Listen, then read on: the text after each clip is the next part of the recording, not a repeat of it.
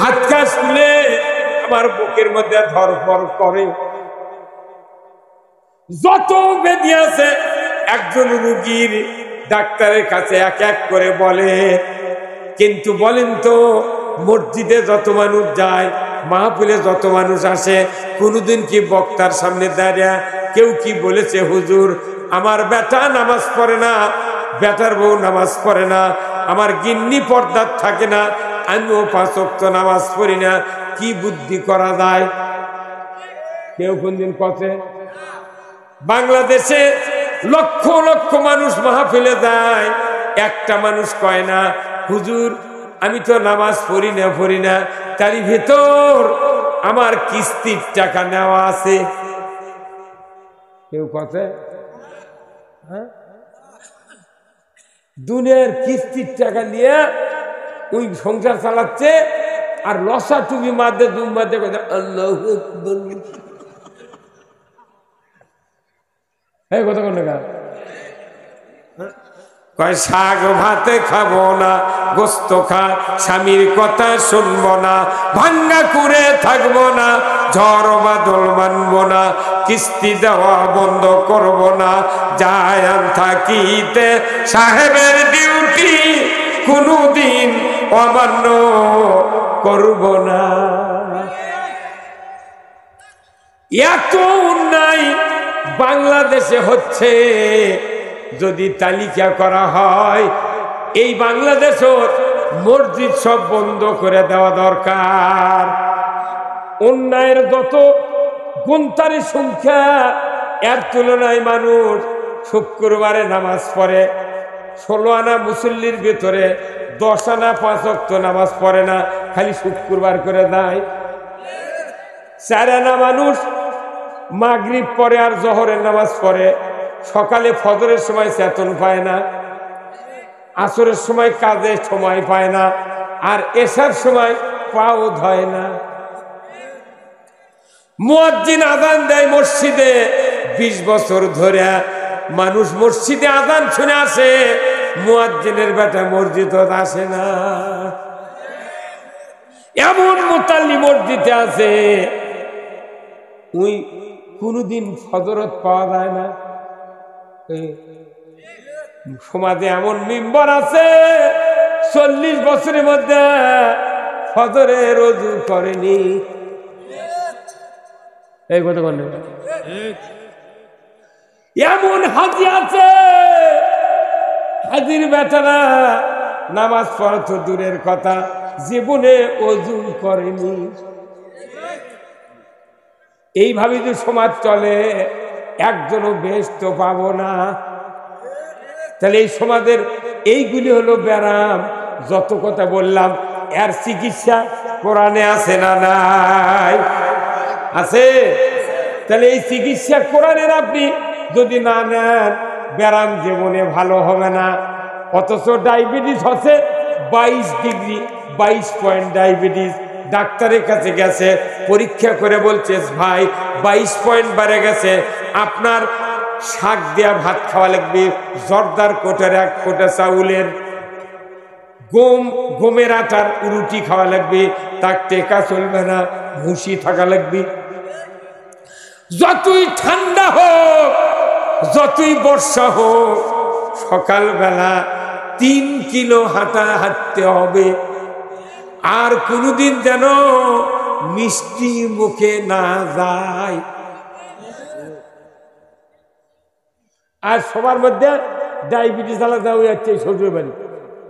এখন সম্বন্ধী যা করছে, ভাই আমার আব্বা কালো দাম লিয়াচ্ছে, 2টা খাওয়াই লাগবে, করছে না রে ডাক্তার মানা করছে। এর মধ্যে শালা যা করছে 5 জন ধরে করছে 2টা না খেলে উঠপেরই দেবো না। এর মধ্যে বউ যা করছে, দেখো অনেকদিন পর তোমাকে আমি আনিছি বাপের বাড়ি, আর 4টে খাওয়া লাগবে।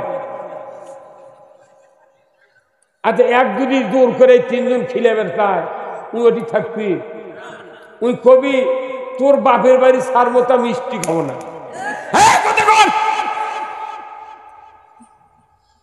আল্লাহ বলছেন, ও দুনিয়ার মানুষ, কুল্লাহবিতু মিনহা জামিআ ফাইম্মা ইয়াতিয়ান্নাকুম মিন্নি হুদান ফামান তাবিআ হুদায়া ফালা খাউফুন আলাইহিম ওয়ালা হুম ইয়াহজানুন।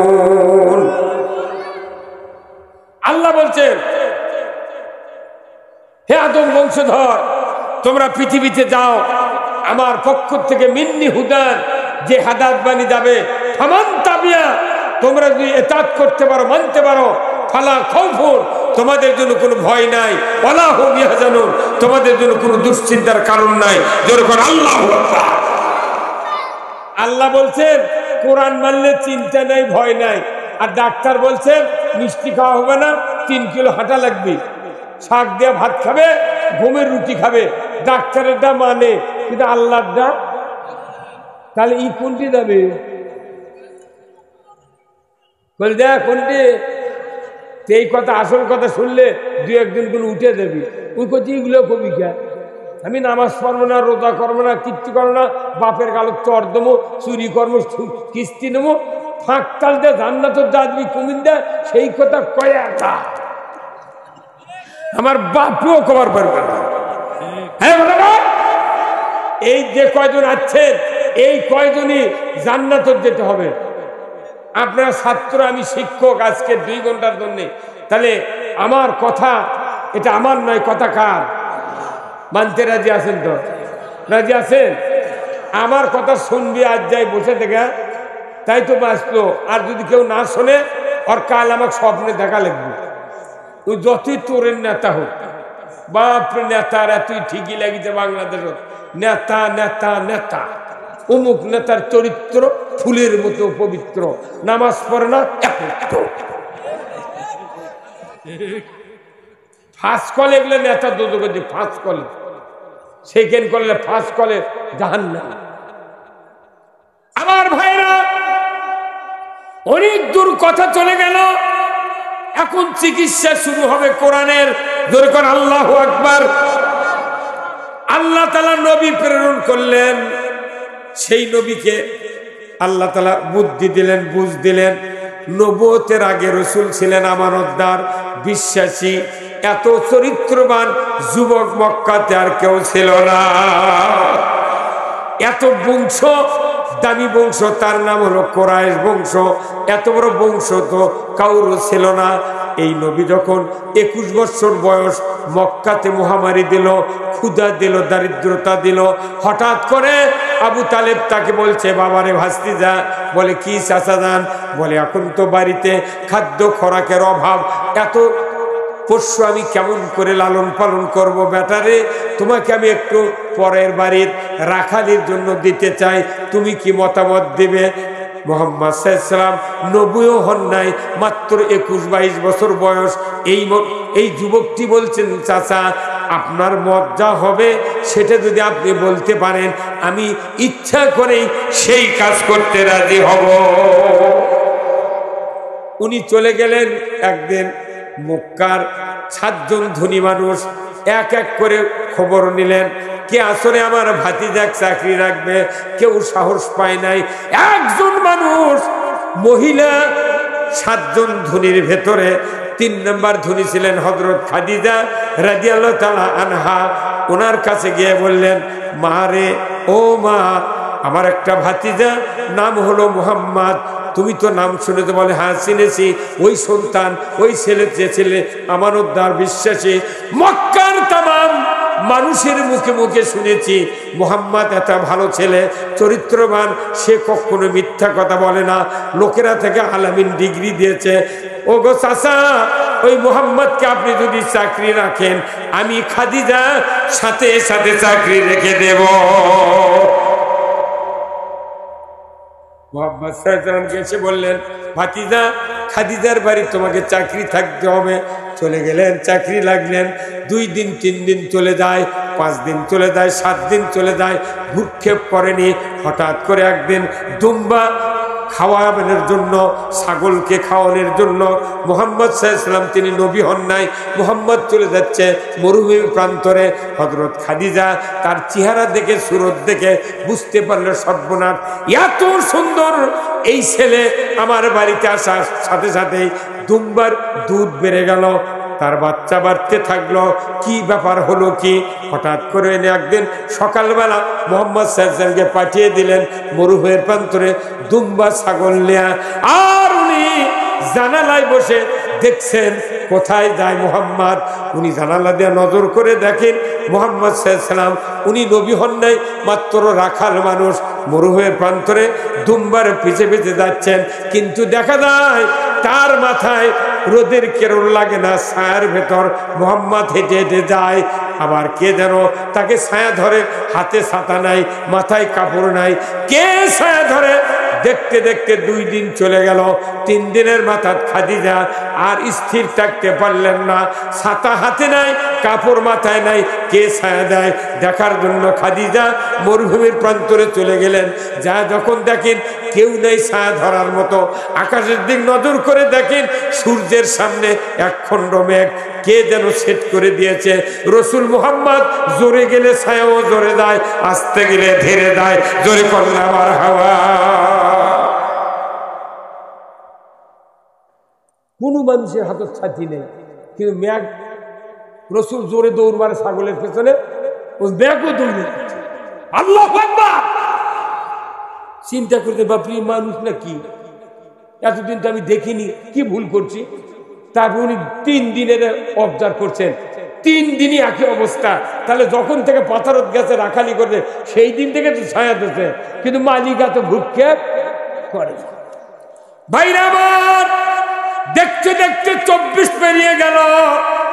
25 বছর বয়স যখন পড়ে গেল তার, হঠাৎ করে সকালবেলা বলছে যে মোহাম্মদ, তোমাকে একটু সন্ধ্যার সময় আমার কাছে বসতে হবে, তোমাকে আমি একটা কথা বলবো। বলে মুনিব কি বলবেন আপনি? আমি যা বলবো সন্ধ্যায় বলবো, এখন বলবো না। উনি বললেন মুনিব আপনি, মুনিব আমার, আমি চাকর, যা বলবেন আমি শুনবো, তবে আমি শোনার মতো হলে আমি জবাব দিতে পারবো, যদি শোনার মতো না হয় আমি জবাব দিতে পারবো না। সন্ধ্যা আসে না। সন্ধ্যার সময় মোহাম্মদ সাল্লাল্লাহু আলাইহি ওয়াসাল্লাম দুম্বা নিয়ে, ছাগল নিয়ে চলে আসলেন। কথা মতো খাদিজা তার কাছে গেলেন, মোহাম্মদ সাল্লাল্লাহু আলাইহি ওয়াসাল্লামকে বসতে দিলেন। উনি বললেন মুনিব বলেন, কি বলবেন বলেন।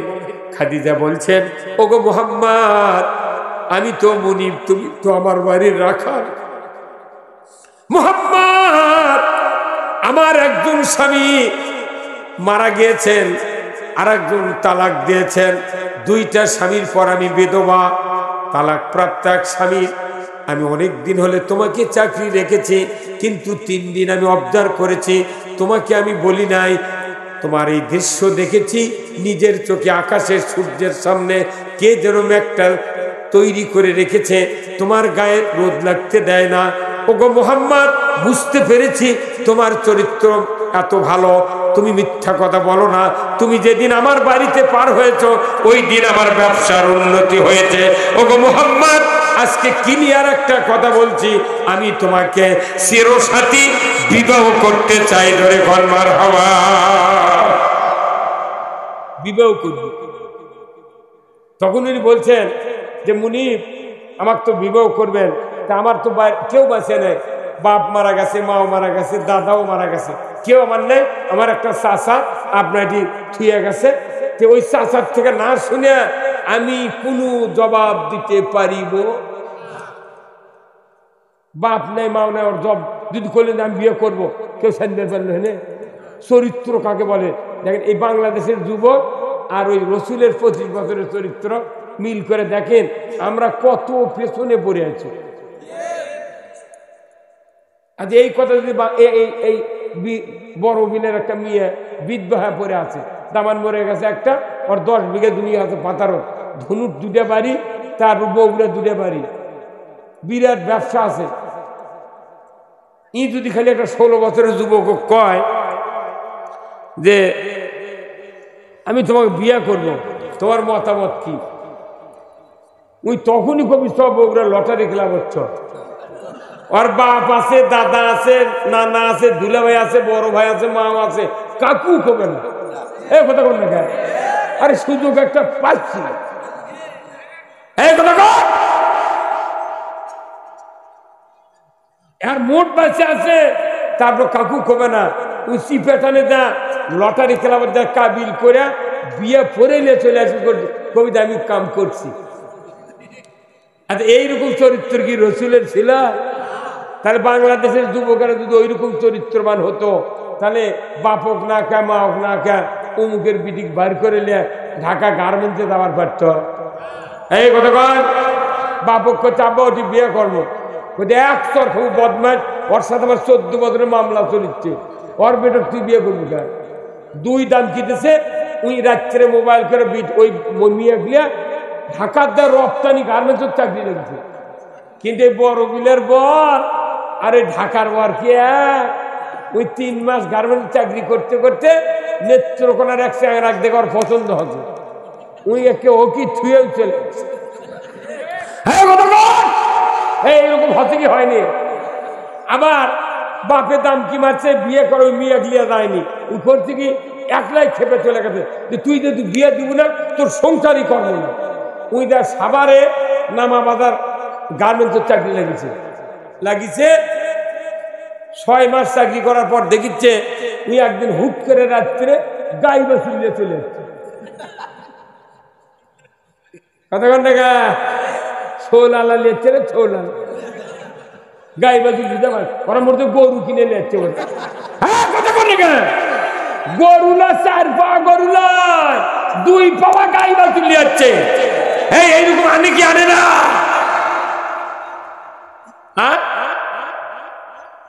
আমার গ্রামত আসছে আমার বাছুর ফেরত দিয়েছে, ছেলের দরবার আমাকে করা লাগে। তাহলে রসুলের চরিত্র 25 বছরের চরিত্র দামি চরিত্র কি ভাই? হ্যাঁ তাহলে এই চরিত্র যদি মানে ওই তাহলে মোবাইলে লাইন করা কে? তোর বাপ তোর জন্ম দিল, মা 2.5 বছর দুধ খিলালো, 5 বছর মেথরে কাজ করলো, তো কোলত করে নিল, কত কি টানা দিল, তোকে কে বিয়ে দিবার পারল না? যাহা চোখ বড় হয় বাপক মানে না, দুলে ভাইক মানে না, মা হোক মানে না, হুট করে বিয়ে করে ওই বউলে চলে করছে বাপে মানে নিচ্ছে না। বাপে মানে নয় তোকে আল্লাহ মানে নিবে না। যারা বাপ মায়ের অমতে বিয়ে করছেন তারা কি সুখী আছে? যে বউ প্রেমত করে বিয়ে হচ্ছে যে যুবকের সাথে ওর পেটুন খাতে গেছে, পেটুন ঘাও হয়ে গেছে। কি এমন হয়তো ওই বউ আর ভাতই খায়, বউ পেটুন করে তোর ভাত খাবো না, আর তো ভালোবাসে এখন তো আর ভালো নেই। কি কথা ঠিক কিনা? হ্যাঁ যত যুবক ভাইরা আছেন বিয়ে তারা করেননি, অনুরোধ করছি পিতা মাতার অমতে তারা বিয়ে করবেন, তারা জীবনে সংসার জীবনে কোনোদিন ফার্স্ট ক্লাস হতে পারবেন না। আপনার বউ দেখলি আপনার দেখলি মনে হবি কোনে কোনে এই বদমাশ যখন জন্ম দিচ্ছিল কেরা হামাক সারা বিয়ে করে বউ লিয়াচ্ছে। এখন আপনার কাউ শক্তি আছে, বাপ বুড়ো হয়ে গেছে কিন্তু মন তো আর বুড়ো হয়নি, খালি বাটাম ফাটাবে আত্মীয় করে। আল্লাহ অর্দান সুখ হয় না, সুখ হয় না। তখন অনুরোধ করছে একটা যুবক আর বাপ মায়ের বিরুদ্ধে যা বিয়া যান করেন না করে দেয়া, তাহলে এই তাফসীর মাহফিলের সার্থক হবে তখনই যখন এই যুবকেরা পিতা মাতার হুকুম ছাড়া বিয়ে করবেন না। আপনি ইউসুফ আলাইহিস সালামের সাথে আল্লাহর জান্নাতে যাবেন। জোরে করে আল্লাহু আকবার। যুবক ভাইরা কি রাজি আছেন? রাজি আছেন? আর নিয়ত করবেন যে আমি বিয়ে করে আল্লাহ বিয়ে করব ঠিক, কিন্তু প্রথমবারে আমাকে একটা সন্তান দিও, ওই সন্তান মেয়ে হোক আর ছেলে হোক আমি হাফেজ কিংবা হাফেজা বানাবো। কথা বলেন, যদি হাফেজ হয় আপনার কবরের পাশে দোয়া করবে রব্বির হামহুমা কামা রব্বায়ানি সগীরা। রসুল বলেছেন একটা নেককার সন্তান বাবা মার কবরের পাশে না যদি দোয়া করে, একবার সূরা ফাতিহা সূরা ইখলাস তেলাওয়াতের পর দোয়া করে, আমার রসুল বলেছেন 40 দিনের কবরে আযাব ওই পিতামাতার আল্লাহ তাআলা মাফ করে দেয়। তাহলে এইরকম একটা নামাজি সন্তান বানানোর দরকার আছে না নাই? এই নামাজি আমি পারবো না, মসজিদের ইমাম পারবে না, তবলিগের বাপের কাম বাঁধেনি, তবলিগ করে আগে ভালোই বোঝাচ্ছ, কিন্তু সেদিনকার মারামারি দেখে আমার মাথা ঘুরে গেছে। ওরা আমাকে গ্রামে দেশে কয় আমরা শিখ পেরাচ্ছি, ভালো মূর্খের আমরা শিখ পেরাচ্ছ, তোরা উঠে কতদিন শিখেছিল, মারামারি কতদিন শিখেছিল বল দে। ওরকের মধ্যে ভেজাল ঢুকে দিয়েছে, ভেজাল ঢুকে দিয়ে এই মারামারি শিখেছে। তাহলে দুনিয়াতে কেউ শান্তিতে নাই। আপনার সন্তান নামাজি হবে, ইমানদার হবে, আপনার কবরের পাশে দোয়া করবে, 40 দিনের কবরে দাম আল্লাহ মাফ করবে। শিকারীর গুলি মিস হবে, সন্তানের দোয়া মিস হবে। তাহলে আপনি বক্তৃতা 40 বছরে শুনেছেন, 40 বছর যেদিন শুরু আছে একটা করে দিন 40 বছরের প্রথম বছরের এই কেরামত 30 জন সন্তান জন্মিছে, ওই 30 জনের বয়স এখন 40 বছর। তার 40 বছর তার বয়স আছে, এর আবার 3টে করে সোল আছে। কত কোনে গা 3টে করে যদি সোল হয়, 2টে বেটা একটা বিটি, তাহলে 2 বেটাকে হাফেজ বানানো লাগলো হয়নি। এর হাফেজ বানাচ্ছে কে দিক দিয়ে বেদি বানাচ্ছে। 22 বছর পরে যে হাঁস ধরবি আর খাবি।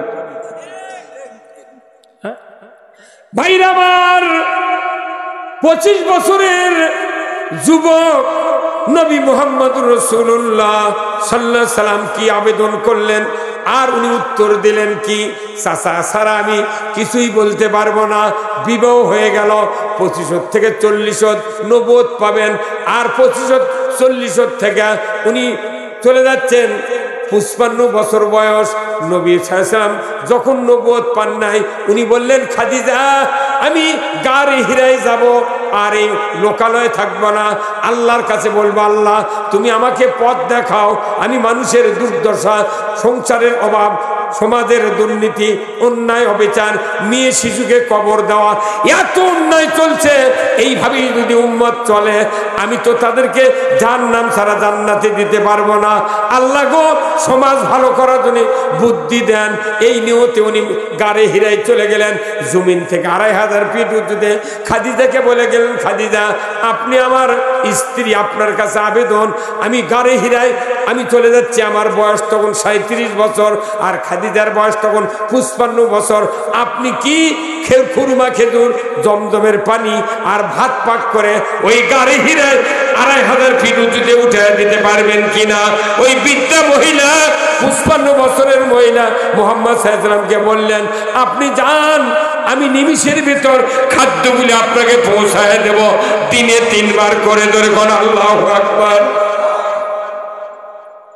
55 বছরের মেয়ে নবী দিচ্ছে ভাত বয় 2500 ফিট উঁচু, যেটি জুয়ান হাজি উঠতে লাগলে 3 বার বসা লাগে, পানি খাওয়া লাগে, সেটি বৃদ্ধা মহিলা ভাত দিয়ে দিচ্ছে রসুল। আল্লাহু আকবার। আচ্ছা ওই বৃদ্ধা খাদিজার আদর্শ যদি আমাদের দেশের আমাদের স্ত্রীরা যদি মানত, একটা স্বামী স্ত্রী গোলমাল হতো না। এখনই সবার থেকে জানে ডাক দিবেন, কবি দিদি আচ্ছা কে বলি ঘুম ধরছে, আচ্ছা কোটালের লাগান ডাক দিচ্ছে। এগুলো কয়ে তুই জান্নাতে যাব। বাংলাদেশের দেখা ভেদালে বউ, সিংকে ভেদালে স্বামী। হয়তো কোন হুজুর এত প্রকার ভেদাল ভেদাল। বিয়ের ফরজ কয়টা কোন তো এখন কয়টা মরুদ্রে হইলে বিয়ের ফরজ হলো 2টে না, বিয়ের ফরজ হলো 2টে। একটা হলো ইজাব কবুল, স্বামী স্ত্রী 2 জন মিলে ইজাব কবুল, আর একটা হলো মোহরান। এই 2 ফরজ বিয়ের। 2 ফরজের মধ্যে হুন্ডার লোভে খালি কয় কবুল আলহামদুলিল্লাহ আলহামদুলিল্লাহ কথা কন।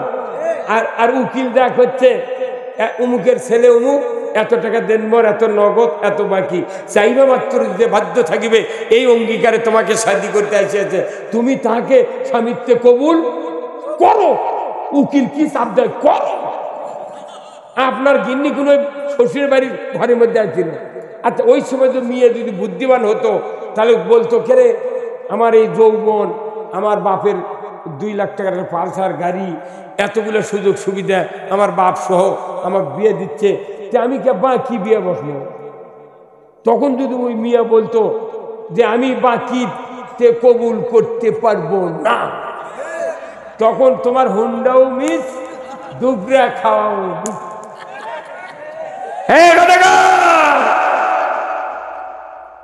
এই দেশের মিয়া মানুষগুলো পাগলি। আর মেয়ের বাপ আসল পাগল।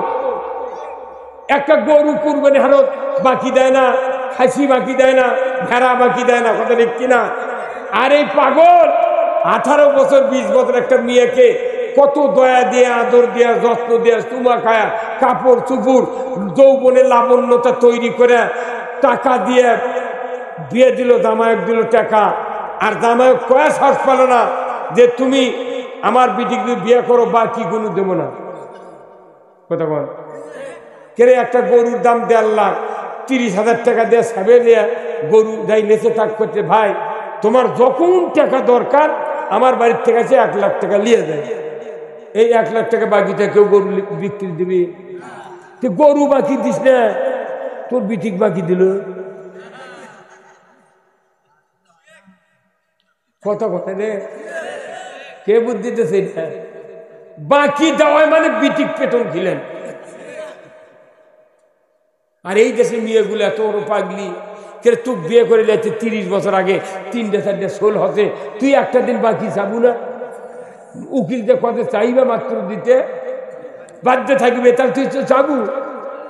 টাকা পেলে দোকানদার ইরি কাটার পর চায়, ভাই ধান কাটছি টাকা দে, আলু তোলার পর টাকা চায় না? আর এই দেশে মেয়েরা কে তুই বিয়ে করছি, তোর বাকি নিয়েছে, মাঝে মধ্যে বাকি টাকা দে, বাকি চালো না, স্বামীও দিল না। এখন রেজাল্ট দাঁড়াচ্ছে কি?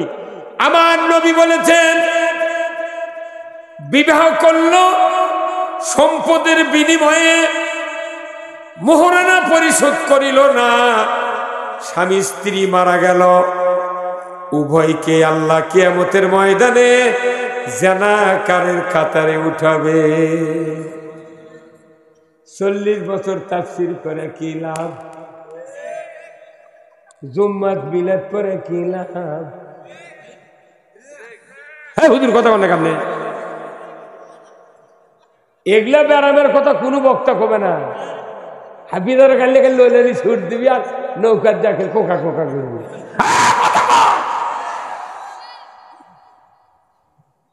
আর তাহেরি গাললে এই তাহেরিকে জালাহু পুরো রাখিয়া তো মরদারে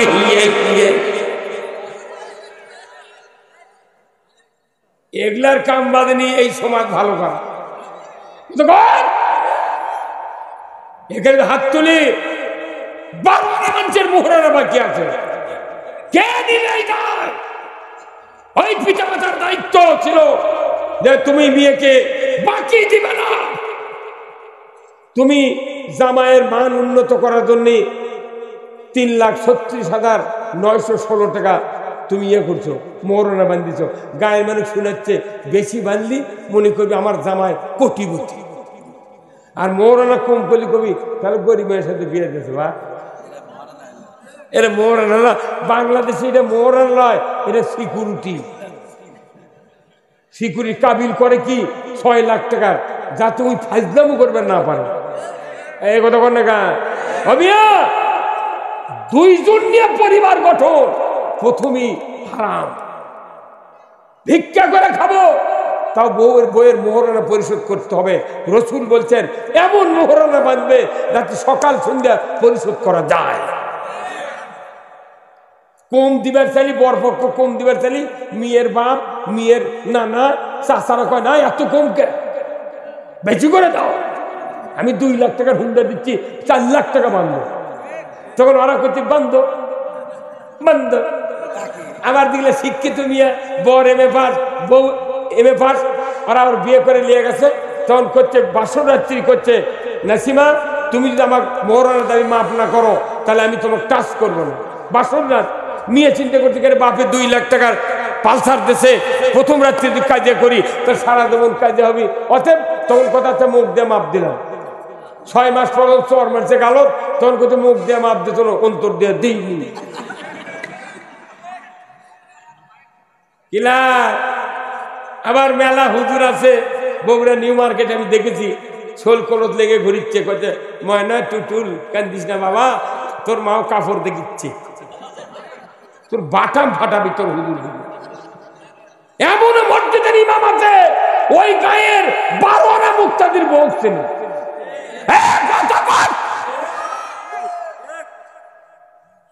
ঠিক কে এই কথা কি সঠিক না? এমনও গায়ের মসজিদের ইমাম আছে 12 আনা মুক্তাদির ভোগ ছিল। এক ভাবি অক খালা অক চাচি মুক্তাদি মুখ গেছে আলু তুলবার ওই বাড়ি বাড়ি ডিউটি দিচ্ছে।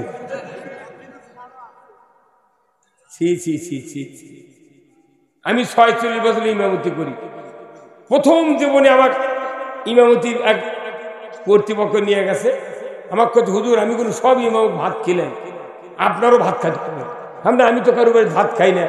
কোথায় না আপনি প্রথম দিন খাওয়াই লাগবে, তারপরে যা করেন করেন। প্রথম দিন গেছি হুন্ডা বাইরে রাখে আমি গেছি ঘরের মধ্যে, যা দেখি ওর ওই মসজিদ কমিটির ওই ক্যাশিয়ার, ওর আবার 2টা বউ, ওই লিখের বউ যে আমার ভাত দেওয়াচ্ছি। তখন আমি ওই ভাতের থাল ছুঁয়ে বাইরে যাচ্ছি। আচ্ছা মুখটা ওই মুসলিকর ভাই আপনারা শুনেলাম তো, কেন হুজুর ভাত কার বলছেন কোনটিকে? আমি দেরি হয়ে পড়ে আমি শোনেন আমি আর ভাত খাবো না। কে? আমি আপনার মসজিদের ইমাম, আমার ভাত খেলে বেড়াই না, আপনি একটা জুয়ান মানুষ ভাত দেওয়া বাদ দেয় আপনার লিখের বউ দিয়ে ভাত দিচ্ছেন। বদমাইশ তো কে কমিটির থুকের কথাটা? যুব